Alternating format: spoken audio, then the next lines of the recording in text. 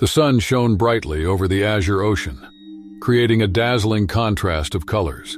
The beach was crowded with tourists and locals alike, enjoying the warm summer day.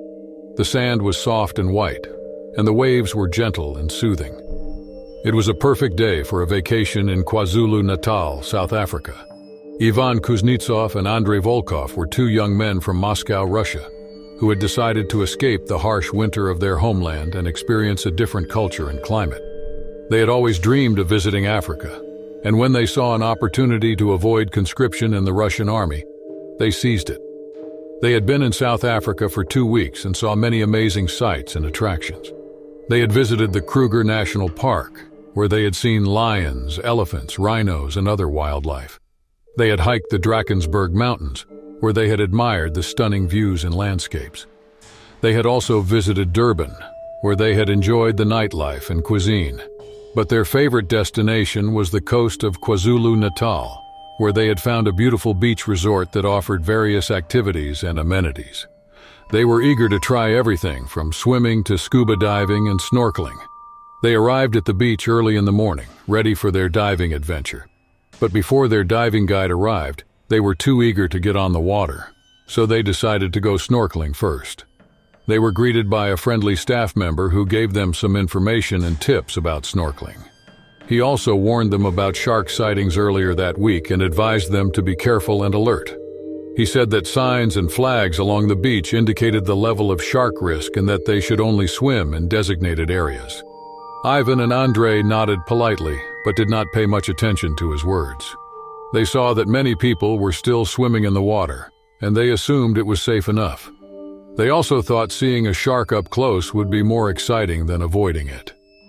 They bought black skin-tight wetsuits from a nearby shop and put them on. They also rented snorkels, masks, and fins from another shop. They were ready to jump in the water. They walked towards the shore carrying their equipment. They looked at the sign that showed a yellow flag with a black shark silhouette. It meant there was a moderate risk of shark activity in the area. Ivan shrugged and disregarded the sign, thinking many people were on the waters, so it was relatively safe. They put on their masks and snorkels and started swimming away from the shore. They were amazed by the clarity and beauty of the water. They could see colorful fish, corals, starfish, and other creatures swimming around them. They felt like they were in a different world full of wonder and mystery. They swam deeper into the ocean, following their curiosity and excitement. They did not notice that they separated from each other as they were engrossed with what they saw. They also did not notice that they drifted away from the other swimmers and entered a more isolated area of the water. And ultimately, they did not notice a looming threat emerging from the depths. Suddenly, a massive creature lunged out of the water and attacked Ivan from behind. The beast was a 15-foot great white shark, one of nature's most fearsome predators. It immediately bit Ivan's leg with its powerful jaws, tearing his flesh and severing it entirely. Ivan screamed in pain and terror as the shark ripped his leg off. He tried to fight back by punching and kicking at its head, but it was useless.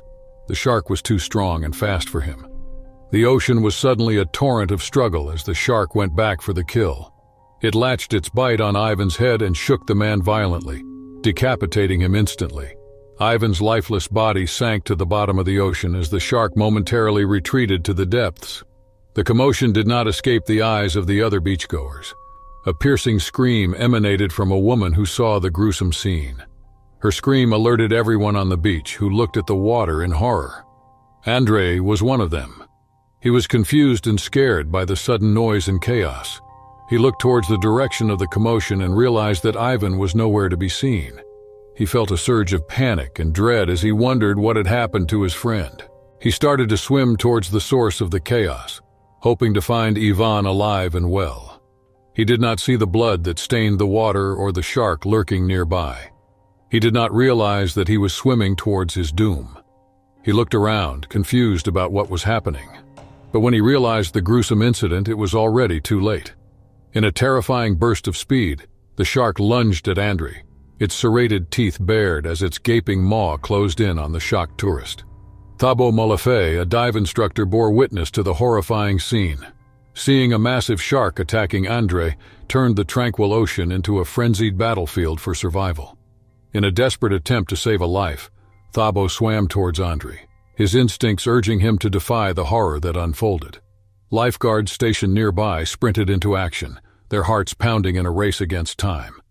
With every ounce of strength, the lifeguards and Thabo reached Andrei only seconds before the shark lunged for the final fatal attack. In one chilling snap, the shark's gaping mouth enclosed around Andrei's head and shoulders. The predator bit its victim's head off with a sickening crunch and ruthless thrashing that made it seem like Andrei was a rag doll in its mouth. The shark had not finished with Andrei's body. It swam away briefly, then turned around and came back for another bite. It wanted to drag its prey to the depths and feast on it, but it was not alone in the water. Thabo and the other lifeguards had seen the attack and rushed to the scene. They surrounded the area with jet skis, making loud noises and splashing water. They scared the shark away, preventing it from devouring Andrei's remains. Despite their tragic demise, the authorities recovered the lifeless bodies of both Ivan and Andrei, underscoring the grim and foreboding atmosphere that now loomed over the waters. Authorities launched a relentless search for the elusive shark, the perpetrator of this harrowing ordeal. However, the creature continued to evade capture, shrouded in mystery and instilling enduring fear within the community.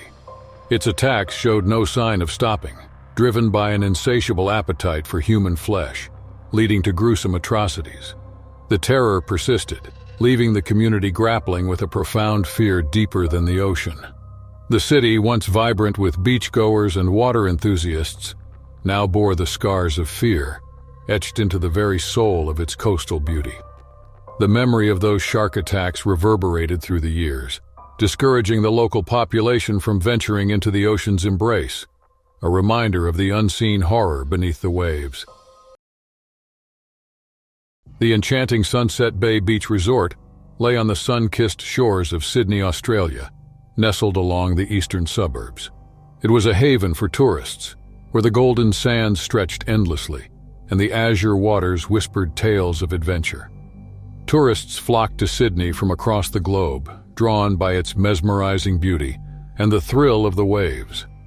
Among the multitude of visitors, there was one woman who stood out, Sheena Dawson. At 32, she was a seasoned swimmer and surfer from Los Angeles, California. Sheena was renowned among her friends and loved ones for her natural athleticism and unwavering spirit of adventure. She had conquered waves in competitions across the world, and now she had set her sights on the pristine beaches of Sydney. The beaches of Sydney were a picture of paradise. The sand was a warm, golden hue, contrasting beautifully with the deep blue waters of the Pacific. Palm trees swayed gently in the breeze, offering a respite from the sun's relentless gaze. The tourism industry thrived here, with beachside cafes serving delectable seafood and souvenir shops displaying an array of surfboards and snorkeling gear. The allure of Sydney's beaches was irresistible. However, the idyllic scene was not without its shadows. Recent incidents had cast a pall over the region, a series of shark sightings and attacks that sent shivers down the spines of locals and tourists alike. The placid waters hid secrets that were as ancient as time itself, and occasionally, these leviathans of the deep ventured close to the shore, bringing terror in their wake. It was the 17th day of March in 1983, when Sheena Dawson arrived at the Sunset Bay Beach Resort. The day was bathed in a warm golden glow as the sun lazily descended toward the horizon. The beach was crowded with locals and tourists, reveling in the sun's embrace and Sydney's exotic views. Families built sandcastles, children frolicked in the shallows, and surfers rode the waves with sheer abandon. It was a day that promised joy and relaxation. Amidst the joyful commotion, however, there were murmurs of concern about the recent shark attacks in the area. A dark cloud hung over the otherwise perfect day, a reminder that the ocean was friend and foe. Signs warning of potential shark sightings were scattered along the shoreline, and lifeguards were vigilant. Still, the allure of the waves was too strong to resist. Unaware of the recent attacks, Sheena Dawson donned her swimsuit and waded into the waters. Her athletic frame moved with grace and confidence, a testament to her years of training and experience. She felt the cool embrace of the ocean, and all was well in the world for a moment. Dawson ventured further into the water, her strokes powerful and purposeful. She was in her element, her heart dancing to the rhythm of the waves. About 300 feet from the shore, she paused, treading water, and gazed at the horizon. The brilliant orange orb of the sun seemed to kiss the sea, casting a shimmering path of golden light upon the water's surface. But then, in a heartbeat, Sheena vanished below the waves, her surroundings turning into a wild whirlpool of foaming water. Panic and fear gripped the beachgoers as they witnessed the nightmare unfold. The ocean swallowed her whole, a ferocious force yanking her into dark depths. The taste of salt mixed with the sickening scent of blood as the sharp teeth of the predator ripped through her flesh, tearing muscle and bone. The people on the beach were frozen with terror as they watched the water turn crimson, a terrifying testament to the brutality of the sea. The unyielding waves muffled Sheena's desperate cries for help. An unseen monster, fierce and unrelenting, thrashed beneath the surface. Sheena fought desperately, her limbs flailing in a desperate attempt to break free from the predator's jaws. The once calm waves turned into a violent battleground, where survival clashed with insatiable hunger. The shark's appetite clashed with Sheena's will to live, a struggle echoing in the tumultuous waters. Alerted by the commotion, jet skiers raced towards the scene, their engines roaring. They were the lifeline, the last hope. As they reached the site of the attack, they were met with a gruesome sight. Sheena Dawson, once a symbol of strength and vitality, now lay limp and broken in the jaws of a relentless predator. The shark, a monstrous creature, continued its assault, determined to claim its prize. The rescuers acted swiftly, their hearts heavy with desperation. They managed to free Sheena from the shark's grip, but the damage was already done. She had suffered multiple severe injuries, her left thigh bearing extensive bites, and her left shoulder mangled beyond recognition. Blood tainted the waters, a grim reminder of the ferocity of nature. With Sheena in their grasp, the jet skiers sped back to the shore, their faces etched with grim determination. They fought tirelessly to save her, but it was an uphill battle. Sheena had succumbed to her injuries. Once a haven of joy, the beach now echoed with the onlookers' mournful cries and horrified gasps. In the aftermath of the tragedy, the beaches in the area were immediately closed. Authorities sprang into action, their mission twofold: to ensure the public's safety and bring the responsible shark to justice. An autopsy conducted on Sheena revealed the extent and fatality of her injuries. The pathologist's report was a chilling testament to the horror that had unfolded beneath the waves. The predator, presumed to be a great white shark, is estimated to be 15 feet long. The markings on Sheena revealed that the predator's behavior is unlike the usual exploratory bite, which releases the victim immediately. The severity of the wounds on multiple parts of Sheena's body was a testament that the shark intended to devour its victim. The authorities faced a grim reality. They were dealing with a man-eater, but the pursuit of justice continued.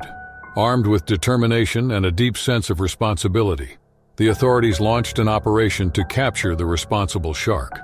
Their efforts were relentless as they scoured the waters for any sign of the elusive predator. Finally, after a week of searching, a breakthrough came.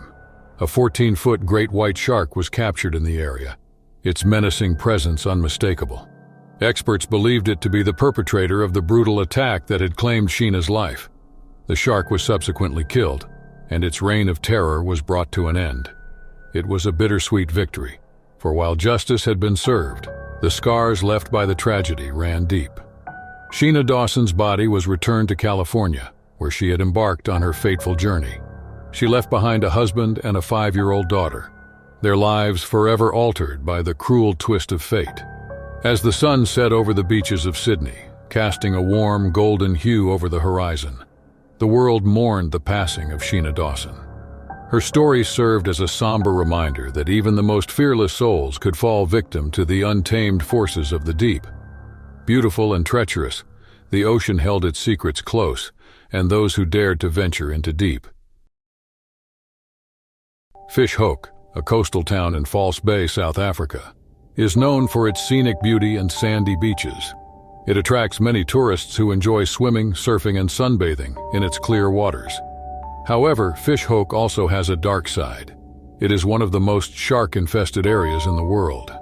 Great white sharks, the largest and most feared ocean predators, prowl the waters of False Bay, hunting for seals, fish, and sometimes humans.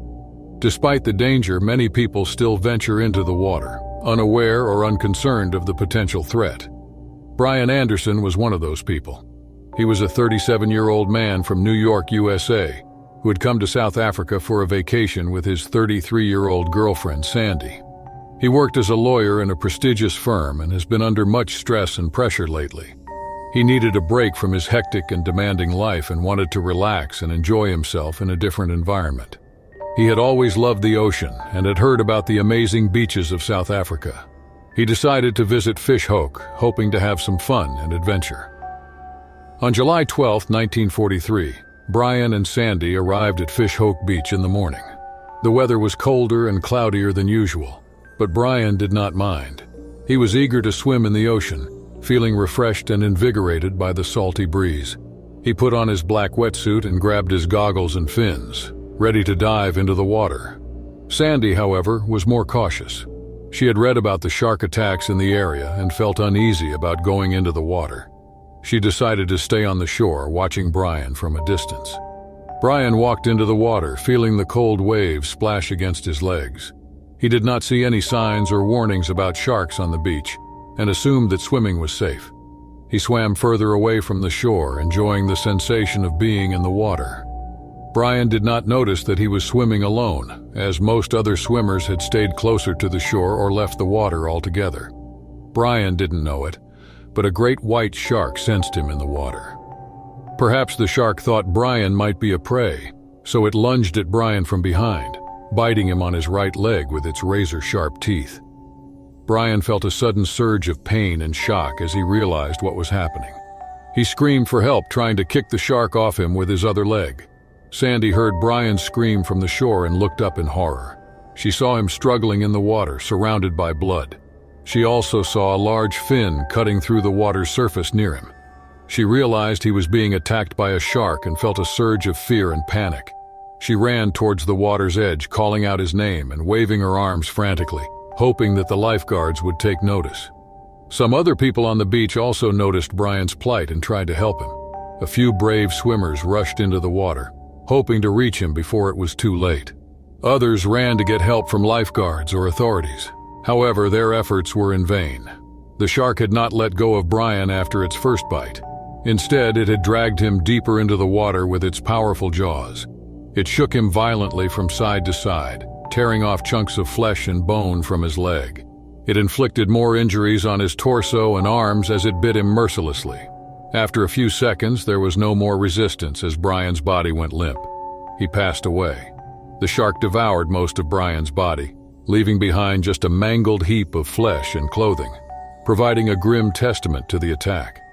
Those on the shore who witnessed the horrifying event were in utter disbelief.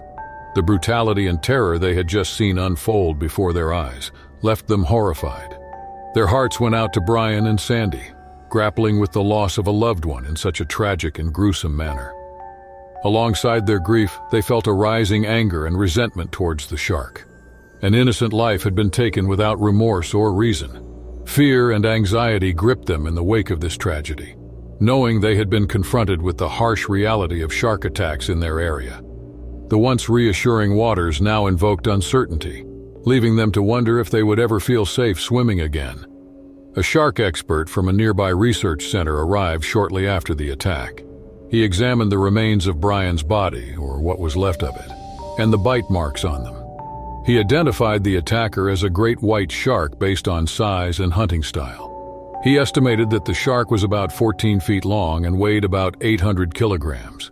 He explained that great white sharks were common in False Bay, especially during the summer when they followed their main prey, the Cape Fur seals, to their breeding colonies. He said that shark attacks on humans were rare, but not unheard of in the area. He said that most of the attacks were cases of mistaken identity, where the sharks mistook humans for seals or other animals. He said there was no way to predict or prevent shark attacks, as they were unpredictable and opportunistic predators. While attempting to shed light on the incident, the expert's logical explanation could never truly alleviate the pain that Sandy and Brian Anderson's family felt due to the tragic event. The horror of what transpired had a lasting impact on the survivors and the witnesses, leaving an indelible mark on their lives. It was a stark reminder, a haunting whisper in their subconscious: Sharks beware.